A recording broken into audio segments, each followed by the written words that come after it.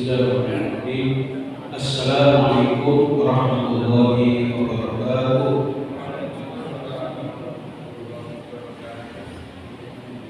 Ibu-ibu, bapak, dan saudara sekalian yang baik dimuliakan Allah, mari kita mulai pengajian kita malam hari ini dengan sama-sama membaca basmalah. Bismillahirrahmanirrahim.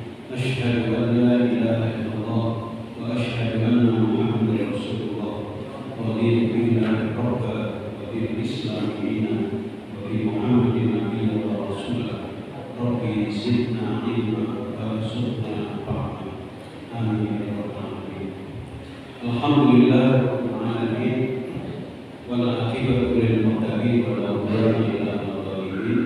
Asyhadu an la ilaha illallah al-malikul haqqul mubin wa asyhadu anna Muhammadan abduhu wa rasuluh. Al-Allahu subhanahu lil alamin. Allahumma shalli wa sallim ala nabiyyina Muhammadin wa ala alihi wa ashabihi ajma'in. Amma ba'du. Ibu-ibu, bapak, dan saudara sekalian yang dimuliakan Allah, mari kita selalu bersyukur kepada Allah Subhanahu wa taala. Pertama, masih diberi umur, masih diberi kesempatan hidup. Inilah yang pertama harus kita renungkan. Kenapa saya masih hidup sementara yang lain dipanggil oleh Allah Subhanahu wa taala? Tentu saja berarti kita semua diberikan kesempatan oleh Allah untuk memperbaiki diri. Untuk apa Pak? Untuk memperbaiki diri. Sehingga dengan terus memperbaiki diri, pada akhirnya kita meninggalkan dunia ini dalam keadaan husnul.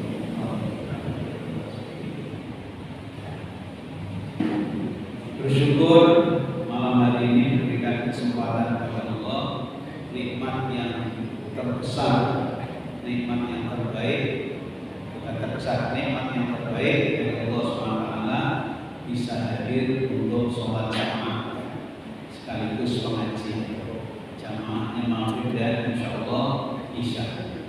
Mudah-mudahan ini memperkuat kualitas ibadah kita.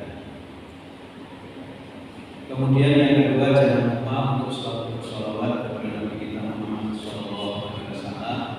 Allahumma sholli ala Muhammad wa ala ali Muhammad. Mudah-mudahan kita semakin mencintai Rasulullah dan besok di akhirat kita diakui sebagai umatnya dan mendapatkan syafaatnya. Ibu-ibu, bapak, dan saudara sekalian, sebagaimana yang saya sampaikan pada pertemuan terakhir kemarin, membahas tentang bagaimana kita mengenal Muhammadiyah. Mengenal Muhammadiyah. Kapan Muhammadiyah lahir, siapa pendirinya, apa tujuannya, dan kemudian tiga ciri mengenali Muhammadiyah.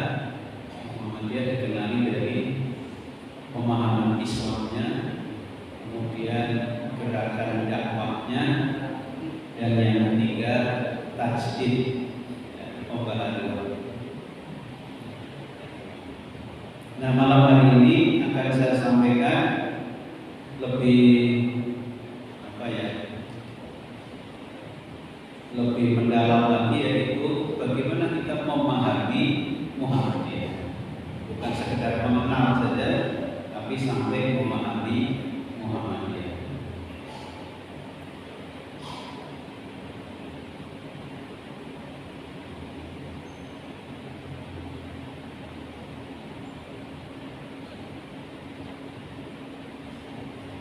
Prinsip-prinsip di dalam memahami Muhammadiyah atau di dalam bermuhammadiyah. Satu, Muhammadiyah dalam memahami Islam berdasarkan pada Al-Quran dan As-Sunnah,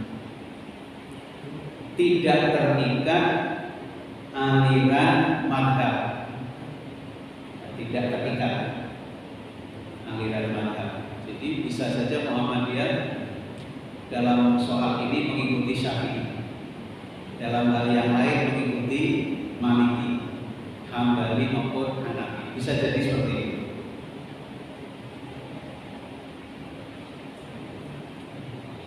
Tidak juga mengikuti torekot yang ada di dunia ini. Walaupun Muhammadiyah tercatat sebagai Ahlus Sunnah wal Jamaah. Jadi yang Ahlus Sunnah wal Jamaah itu bukan Nahdiyin saja, bukan NU saja, tapi Muhammadiyah juga termasuk Ahlus Sunnah wal Jamaah. Secara de facto diakui sebagai Ahlus Sunnah. Itu yang pertama.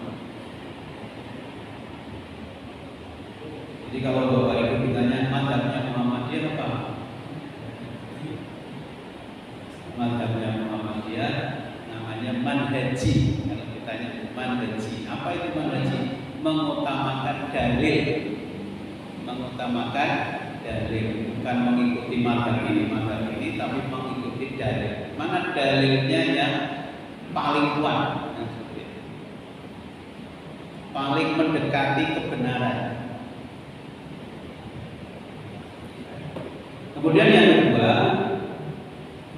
nah tadi Muhammadiyah menganut fikih atau manhaji, menentukan, artinya menentukan dalil daripada mementingkan dalil daripada pendapat.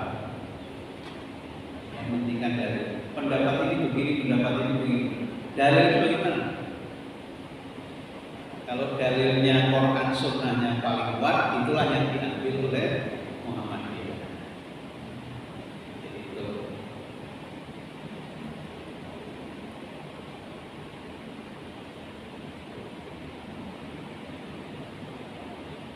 Seperti misalnya soal kunut itu dalilnya Rasulullah kunut subuh juga Rasulullah itu. Ada dalil yang mengatakan Rasulullah kunut subuh, tapi hanya satu kali.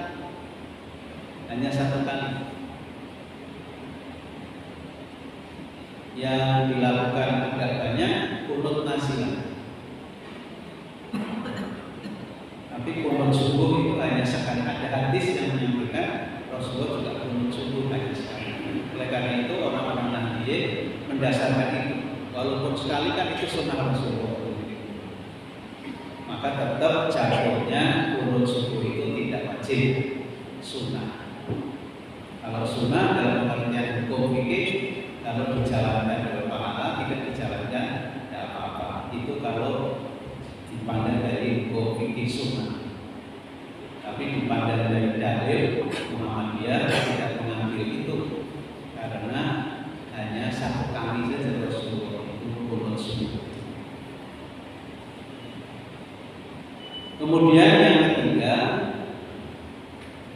paham agama dalam Muhammadiyah itu mandiri, independen, menyeluruh, komprehensif, dan menyeluruh, luas dan menyeluruh, independen, komprehensif, dan integratif, mandiri,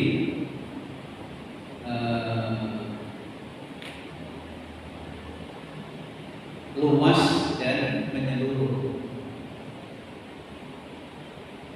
Jadi pahamnya tidak paham sempit, tidak paham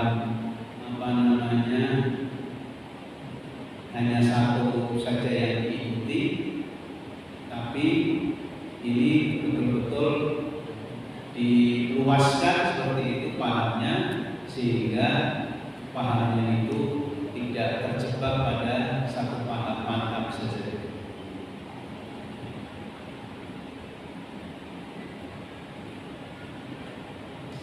Berikutnya yang keempat, Muhammadiyah mencirikan diri sebagai gerakan tajdid. Mencirikan diri sebagai gerakan tajdid. Tajdid itu apa? Pembaharuan. Tajdid itu pembaharuan. Ini dibagi dua masjid ini dibagi dua. Yang pertama purifikasi, pemurnian dan dinamisasi. Jadi yang pertama purifikasi dan dinamisasi, pemurnian ajaran agama. Maksudnya ajaran agama dikembalikan kepada paham Al-Quran dan As-Sunnah. Jadi ada praktek-praktek agama yang tidak murni dari Al-Quran dan maupun dari As-Sunnah. Tidak ada tidak tercantum di dalam Al-Quran, tidak tercantum di dalam hadis, tapi itu menjadi amalan umat Islam. Nah, yang seperti itu Muhammadiyah tidak memakai. Muhammadiyah memakai mengembalikan ajaran agama sesuai dengan apa yang ada di dalam Al-Quran dan disampaikan oleh Rasulullah SAW melalui hadis-hadisnya. Itu namanya purifikasi.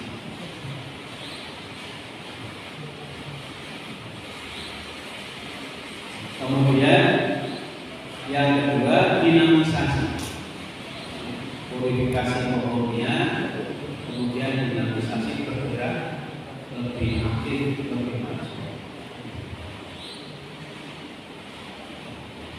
Jadi Muhammadiyah tidak diam saja, tapi bergerak mengikuti perkembangan pengetahuan yang ada.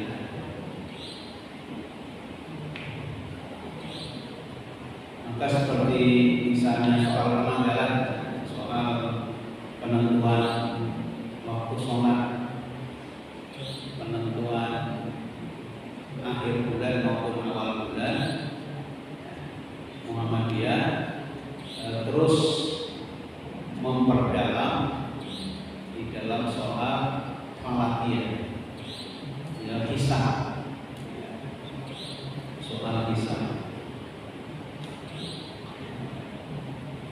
Walaupun di ayatnya suruh liru'yatihi wa aktiru liru'yatihi, berpuasalah kamu dengan ru'yah dan berbukalah, beridul fitrilah kamu dengan ru'yah. Muhammadiyah memahami dan Rasulullah mempraktekannya ru'yah. Tapi kalimat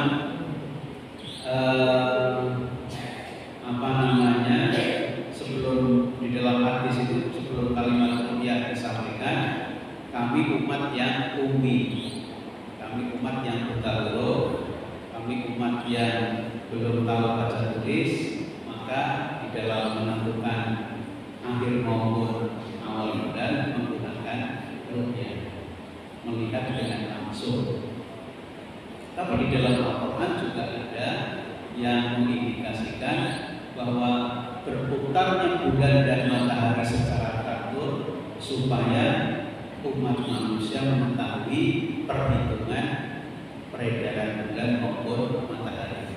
Berdasarkan ayat ini, kemudian Muhammadiyah di dalam menentukan awal bulan dan akhir bulan menggunakan hisab, termasuk jadwal waktu sholat.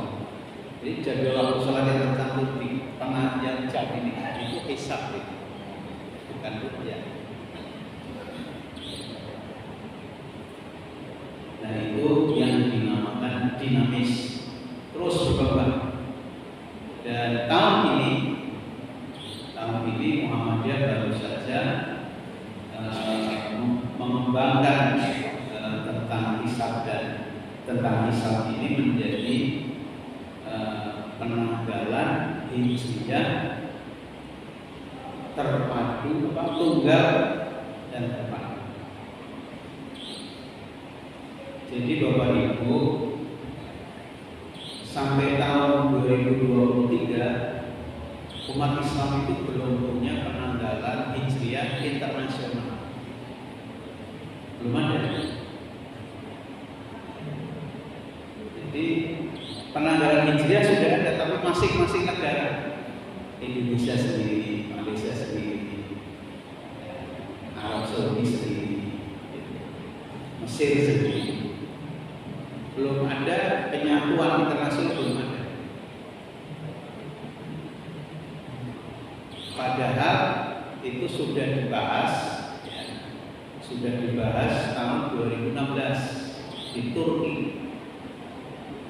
Di Turki sudah dibahas bagaimana kita ini umat Islam kok nggak punya penanggalan hijriah internasional. Sementara penanggalan miladiah yang berdasar peredaran matahari itu sudah internasional. Kalau di Indonesia tanggal 1, ya di Malaysia tanggal 1. Di Amerika karena beda cara, hanya beda ini saja, beda cara saja, tapi penanggalannya sama, tanggal 1. Nah, mulai Hijriah 1446 Hijriah ini Muhammadiyah menggunakan global tunggal, kalender Hijriah global tunggal. Itu internasional, sifatnya internasional. Jadi bisa dipakai oleh orang Malaysia, bisa dipakai oleh seluruh dunia. Nah, mudah-mudahan diharapkan dengan dinamisasi penanggalan hijriah global tunggal ini, persoalan-persoalan awal puasa, kemudian awal Idul Fitri, kemudian yang lebih krusial lagi puasa Arafah. Puasa Arafah itu tidak menjadi masalah. Dan yang terkadang yang lucu kan gini, puasa Arafah itu kan puasa tanggal 9 Dzulhijjah. 9 Dzulhijjah Arafah. Arafah itu orang haji wukuf di Arafah tanggal 9 Dzulhijjah. Besoknya 10 Dzulhijjah Idul Adha. Itu disunahkan kita puasa 9 Dzulhijjah. Yang menjadi lucu di sini puasa Arafah, sementara jamaah haji sudah berada di Musdalifah, sudah tidak di Mina, sudah tidak di Arafah lagi. Artinya di sana tanggal 10, di sini tanggal 9. Atau di sini tanggal 8, di sana tanggal 9. Ini yang lucu. Ini namanya puasa apa? Mestinya puasa Arafah itu ya tanggal 9 Dzulhijjah pada saat jamaah haji wukuf di Arafah. Jadi yang tidak wukuf di Arafah disunahkan puasa. Yang wukuf tidak boleh puasa, haram. Yang sedang wukuf tidak boleh puasa. Yang tidak wukuf disunahkan puasa. Namanya puasa Arafah. Nah, mudah-mudahan dengan penanggalan hijriah global tunggal ini itu tidak jadi permasalahan lagi setiap tahun. Nah, persoalannya ini umat Islam mau memakai apa tidak itu persoalan. Nah, ini kalau umat Islamnya kemudian ilmunya belum sampai ke situ, ya, kemudian ada asobia, ya, mementingkan golongannya, ini yang repot. Ini yang repot. Jadi asobia itu mementingkan golongan, kemudian ilmunya tidak sampai, kan repot jadi. Oleh karena itu menjadi kewajiban kita semua untuk mensiarkan ini, menyampaikan kepada umat bahwa sudah ada ilmunya tentang bagaimana kita menggunakan kalender hijriah global tunggal. Ini yang perlu kita lakukan. Jadi umat Islam sudah keren mempunyai kalender hijriah internasional.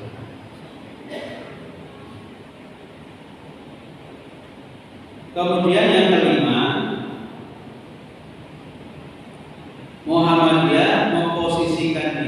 sebagai Islam moderat, tidak radikal dan tidak liberal. Muhammadiyah memposisikan diri sebagai Islam yang tengahan, moderat, tidak radikal. Radikal itu kencang, keras. Liberal bebas, terlalu bebas. Liberal itu nanti seperti Amerika, laki-laki menikah dengan laki-laki boleh, perempuan menikah dengan perempuan juga boleh. Itu haknya kita masing-masing sebagai manusia. Nah, itu liberal. Radikal keras, itu tidak sama kafir, tidak sama kafir. Itu keras. Nah, Muhammadiyah tidak memposisikan seperti itu. Muhammadiyah memposisikan sebagai Islam yang moderat, yang tengahan.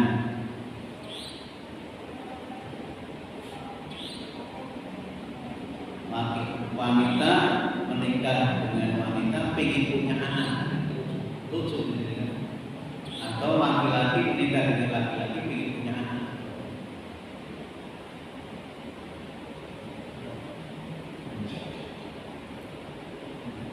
Kemudian yang keenam,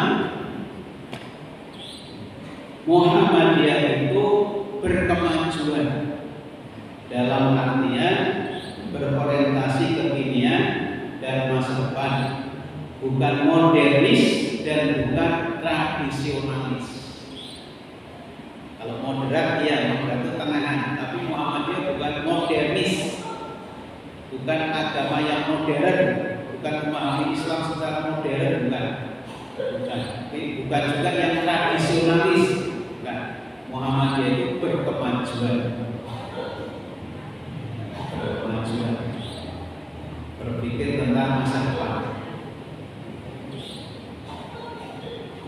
Dulu orang-orang Islam kalau wudu itu di fikirnya kan minimal 1 hasta 60 cm, maka bikin bak kamar mandi harus lebih dari 60 cm supaya untuk wudu itu sah. Wudunya pakai bak.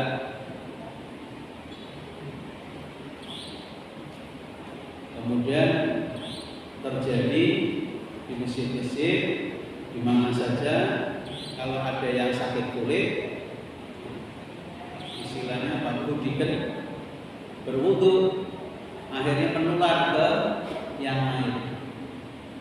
Jadi kalau satu masjid ada yang budikan, nanti satu masjid budikan semua, karena wudunya pakai bak. Dan setelah membasuh kan airnya jatuh lagi ke bak. Nah, Muhammadiyah kemudian mulai merancang menggunakan keran, menggunakan apa namanya, ini apa, listriknya anjlok.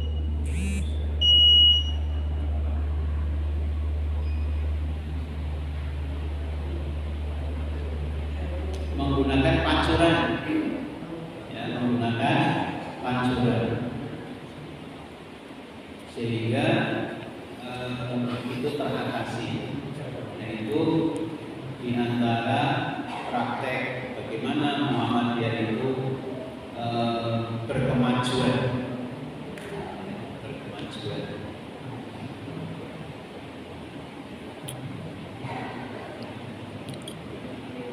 Banyak contoh-contoh yang lain.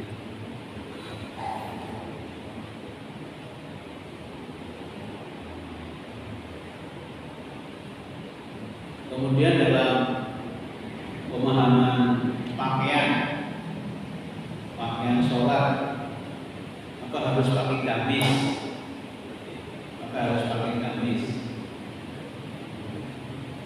Muhammadiyah memahami yang penting untuk menutup aurat. Jadi tidak harus pakai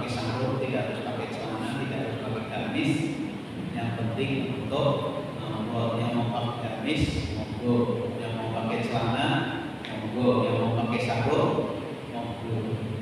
Tinggal nyamannya yang mana? Padahal kan nyaman yang mana? Kalau nyaman pakai celana, monggo pakai celana. Yang penting untuk yang nyaman pakai gamis, monggo pakai gamis. Nah itu termasuk pemahaman yang berkemajuan. Jadi tidak harus seperti ini, tapi lihat hari ini bagaimana, depan bagaimana.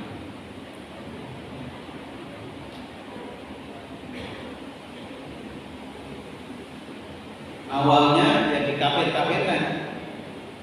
Awalnya dikafir-kafirkan itu. Keindahan itu awalnya dikafir-kafirkan.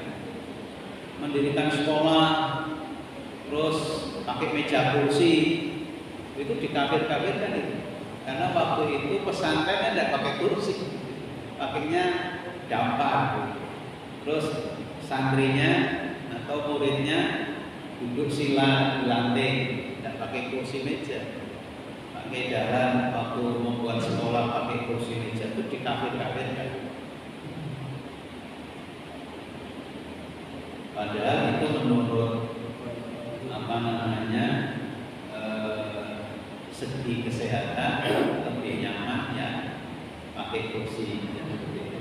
Kalau duduk lama silo sama di kursi kira-kira kuat yang mana atau capek yang mana? Tentu saja itu kalian bagaimana kita berpikir maju dan sebagainya.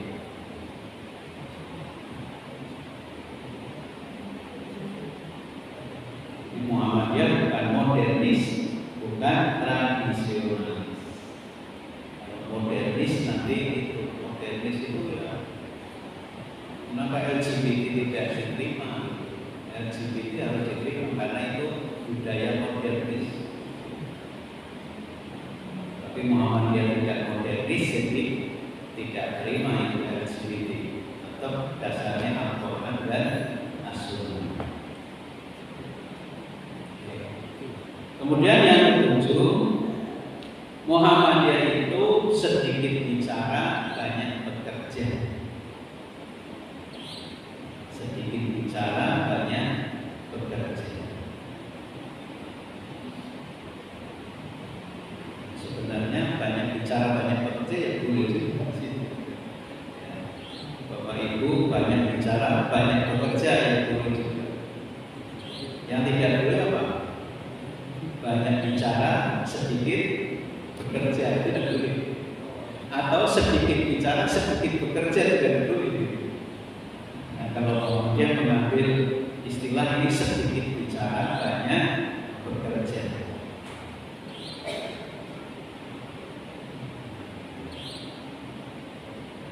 Oleh karena itu hari ini Bapak Ibu perguruan tinggi Muhammadiyah lebih banyak dari perguruan tinggi pemerintah. Perguruan tinggi, ya, sekolah universitas gitu ya, itu punya Muhammadiyah lebih banyak dari punya pemerintah.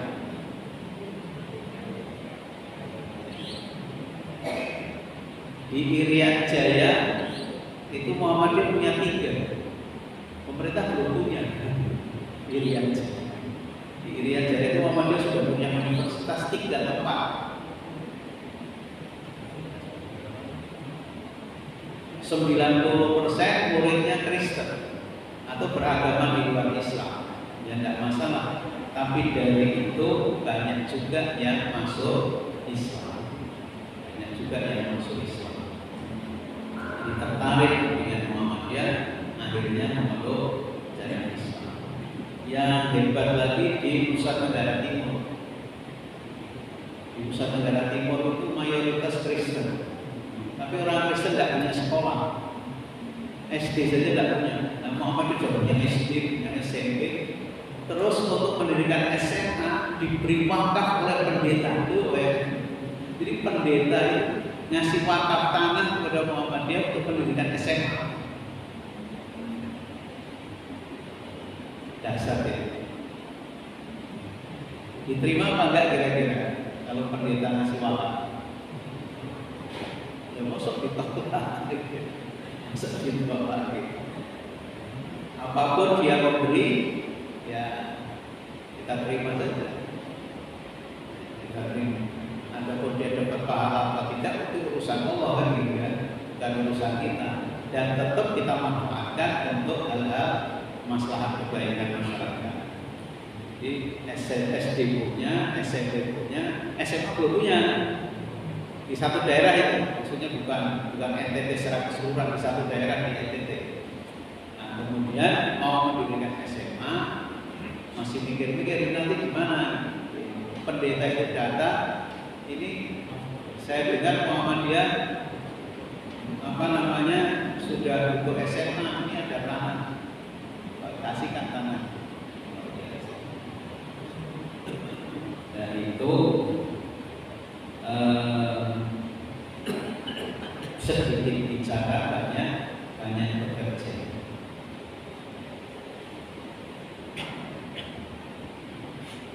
Jadi kalau seperti itu ya Muhammadiyah betul-betul banyak bekerja untuk kemaslahatan umat, Hampir di setiap daerah, di setiap kota kabupaten itu mesti ada panti asuhan Muhammadiyah.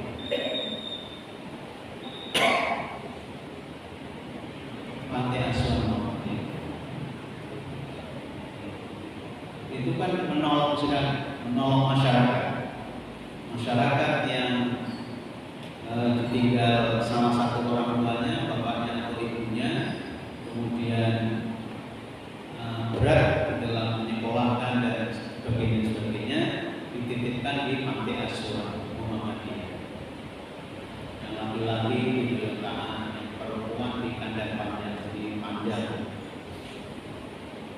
Jadi laki-laki sendiri, perempuan sendiri. Dibiayain sekolah SD, SMP, SMA sampai perguruan tinggi. Bahkan ada yang sampai ke luar negeri. Panti asuhan Putra itu ada anak asuhnya yang berhasil. Sekarang sedang ambil S2, S1 sudah lulus, minta izin untuk mengambil S2. Sekarang saya sedang mengambil S2 di Kairo, Mesir.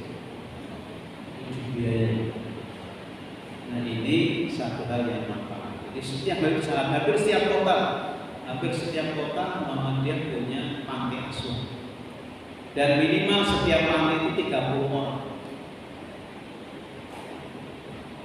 Kemarin saya tanya di panti asuhan kita berapa, sekarang 35 Pak.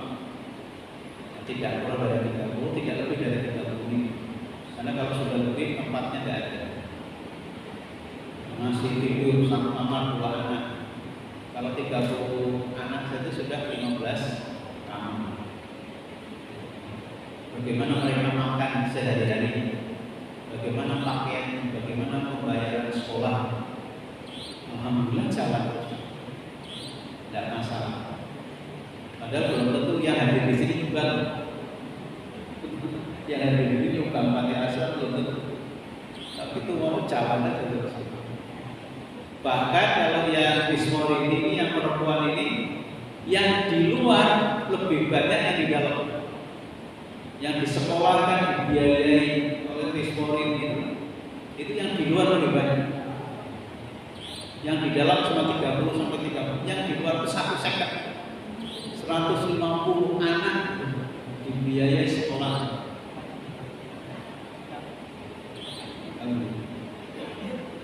Jadi itu sedikit bicara banyak bekerja. Jadi kita jarang mendengarkan keluar-keluarnya gitu, tapi kerjanya luar biasa sekali.